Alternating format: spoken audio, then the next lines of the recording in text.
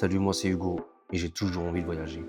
Peut-être un rêve, peut-être une réalité, mais cette réalité, peut-on la réaliser? Je pense que oui. Et même si nous n'avons pas les diplômes, même si nous n'avons pas le droit, il faut pouvoir le prendre et pouvoir essayer dans sa vie.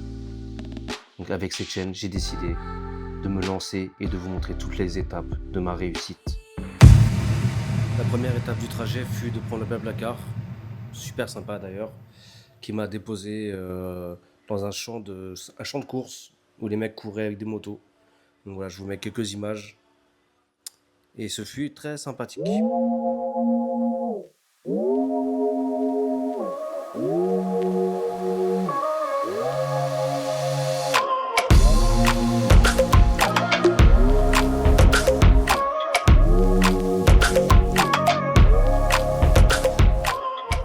Bon, il y a clairement un truc que j'avais pas capté avant de partir. De toute façon, je savais que ça allait m'arriver. J'avais envie de faire caca. Merci la salle de sport là qui est là de m'avoir prêté leur toilette pour un dimanche après-midi. Merci.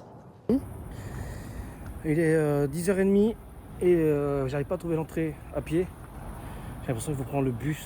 Je me suis mis dans un bourbier mais pas possible. Ça fait déjà 3 heures maintenant que je marche. Je n'ai pas trouvé la sortie.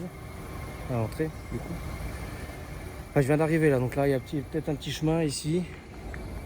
Mais j'ai pas l'impression du coup, je regarde un peu plus proche là, ça a l'air profond.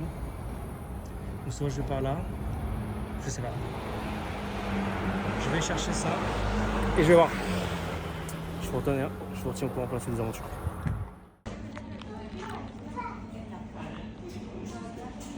Petit réveil au café.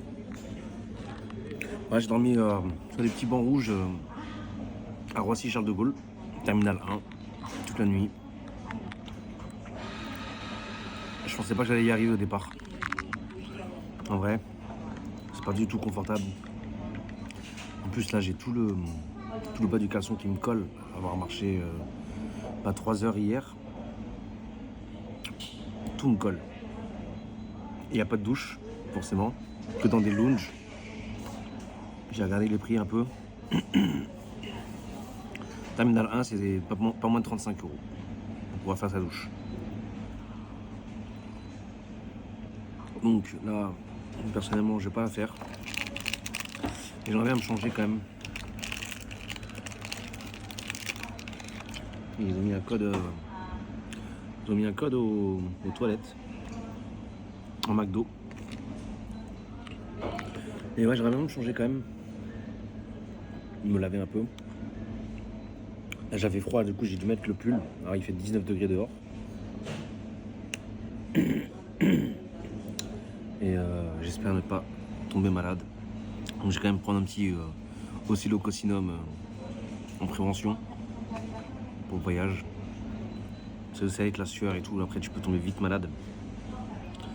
Et j'ai l'impression que je commence à le devenir.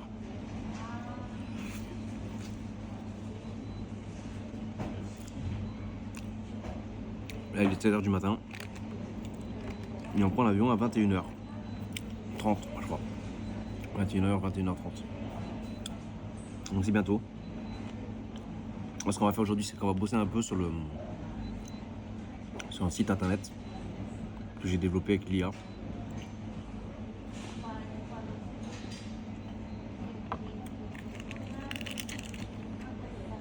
Et puis ce sera déjà une bonne chose de faite.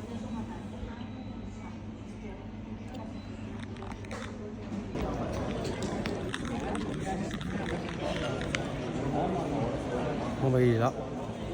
Voilà, Oman Air. Ça c'est mon avion. Porte 22. Ici. Donc là on y est enfin.